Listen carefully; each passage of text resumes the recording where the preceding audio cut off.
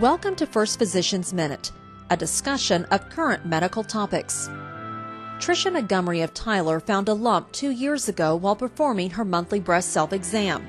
A mammogram at ETMC confirmed that she had cancer. I had surgery and chemotherapy, and I am happy to be a breast cancer survivor, back to doing the things I love and celebrating life. 1 in 8 women will develop breast cancer in her lifetime, but early detection is key to survival, and digital mammography is your best tool.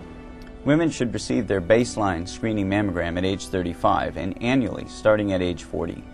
It's so important to not only receive a digital mammogram, but to perform monthly self-breast examinations. It's critical to become familiar with the normal look and feel of your breasts, and if any changes occur, you should see your physician immediately. To schedule an appointment, call ETMC First Physicians or visit etmc.org.